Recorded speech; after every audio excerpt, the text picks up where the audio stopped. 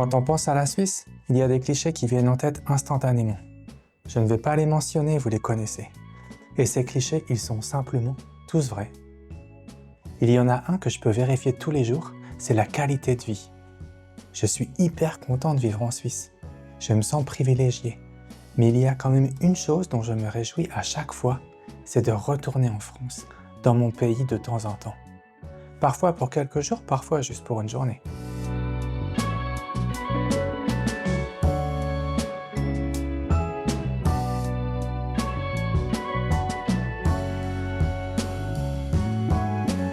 C'est comme un sas de décompression, savoir que je peux parler exclusivement en français et aussi vite que je le veux, et même avec de l'argot pourquoi pas.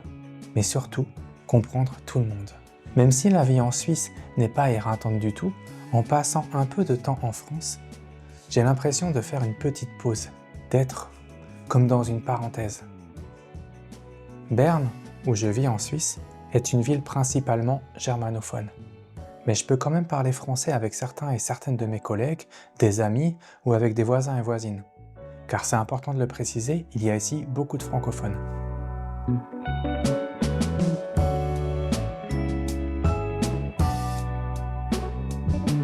Avec ma compagne, on parle allemand, français et anglais. La plupart du temps, ça fonctionne bien. Mais parfois, j'ai l'impression d'avoir comme un problème neurologique. J'utilise la grammaire allemande avec du vocabulaire anglais ou l'inverse. J'utilise parfois involontairement 3 langues dans une même phrase. C'est vraiment n'importe quoi. J'essaye d'être spontané. Alors je prends le premier mot et la première formule grammaticale qui pop dans ma tête. Et le résultat est assez horrible. Je peux même me fatiguer à m'écouter parler.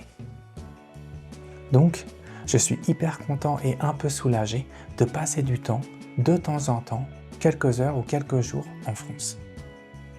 Et même si je ne suis pas du tout nationaliste ou patriote, voire même le contraire, je préfère être clair, j'éprouve tout de même un sentiment assez fort d'appartenance. J'ai aussi la chance de pouvoir venir en France, puis de retourner en Suisse, le pays dans lequel je vis sans aucun souci. Ceci explique aussi sûrement cela. Et même si j'aime aller en France de temps en temps, rentrer en Suisse, chez moi, c'est toujours pour moi quelque chose d'agréable.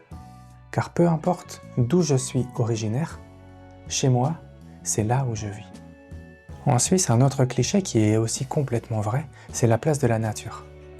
Les montagnes représentent 70% du territoire et les 3/4 de la population habitent dans des zones urbaines. Si on additionne et que l'on simplifie ces 2 facteurs, on arrive à la conclusion qu'il suffit de sortir des villes pour se retrouver au calme dans la montagne. Et c'est justement le cas de là où je vis. On va voir.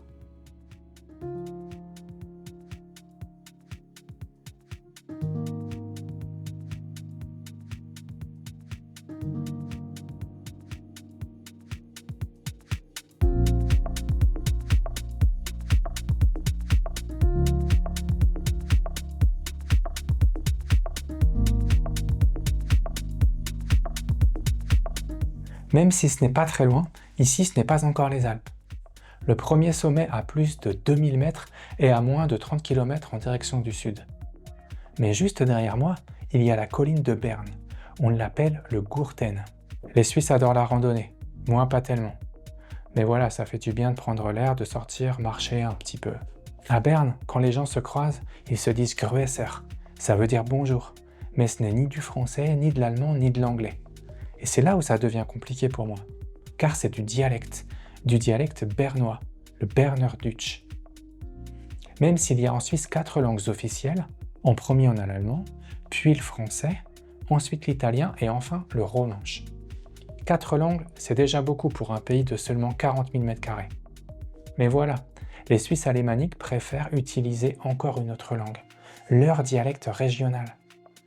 Et pour faire simple, chaque canton germanophone a son propre dialecte, ce qui ajoute 17 dialectes aux 4 langues officielles.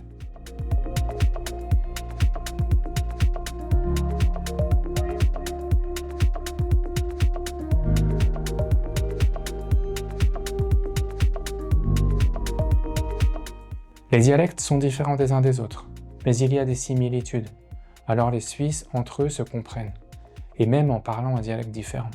Mais quand en tant que Français, on arrive avec des petites notions d'allemand et que l'on espère flexer un peu, on est vite refroidi, car ici tous les germanophones parlent principalement et quotidiennement leur propre dialecte et réservent l'allemand pour la communication officielle.